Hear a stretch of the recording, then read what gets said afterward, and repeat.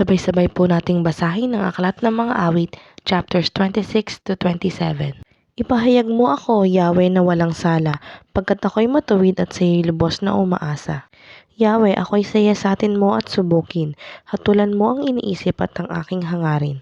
Pag-ibig mong wagas ang aking patnubay, ang iyong katapatan ang lagi kong kaagapay. Di ako nakikisama sa walang kwentang tao, hindi ako nakikiisa sa mga hipokrito. Ang nakikisama sa kanila ay aking kinamumuhian at ang makihalo sa kanila ay aking iniiwasan. Kamay ko'y malinis pagkat ako'y walang kasalanan. Ako'y lumalakad, Yahweh, sa paligid ng iyong altar.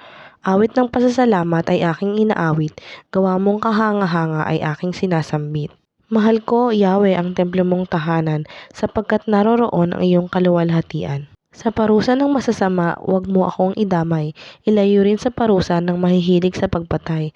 Ang mga taong walang magawa kundi kasamaan at palagi naghihintay na sila ay suhulan. Ngunit para sa akin gagawin ko ang tama, kaya iligtas mo ako at sa akin ay maawa. Ako ay ligtas sa lahat ng kapahamakan. Pupurihin ko si Yahweh sa gitna ng kapulungan.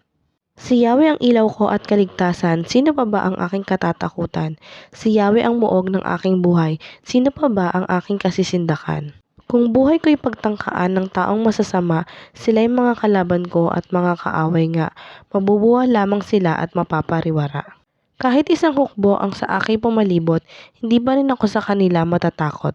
Salakayin man ako ng mga kaaway, magtitiwala pa rin ako sa may kapal. Kay Yahweh ay isang bagay lang ang aking hiniling, iisa lamang talaga ang aking hangarin, ang tumira sa templo niya habang buhay upang kagandahan ni Yahweh aking mapagmasdan at dooy humingi sa kanya ng patnubay. Itatago niya ako kapag may kaguluhan, sa loob ng kanyang templo ako'y iingatan, sa ibabaw ng batong malaki ako'y ilalagay.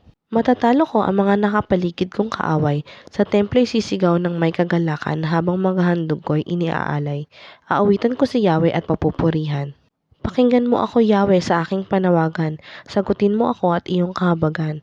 Nang sabihin mo, Yahweh, lumapit ka sa akin. Sagot ko'y nariyan na ako at kita'y sasambahin. Huwag ka sanang magalit sa akin, ang iyong lingkod huwag mo sanang palayasin. Tinulungan mo ako, Diyos ng aking kaligtasan. Huwag mo po akong iwan at huwag pabayaan. Itakwil man ako ng aking ama't ina, si Yahweh ang sa akin ay mag-aaruga. Ituro mo sa akin, Yahweh, ang iyong kagustuhan. Sa ligtas na landas ako iyong samahan, pagkat naglipa na ang aking mga kaaway. Sa mga kaaway ay huwag akong ipaubaya na kung lumulusob ay mga pagbabanta at kasinungalingan ang dalang sandata. Naniniwala akong bago ako mamatay, kabutihan ni Yahweh aking masasaksihan. Kay Yahweh tayo magtiwala, manalig sa Kanya at huwag manghinawa. Kay Yahweh tayo magtiwala.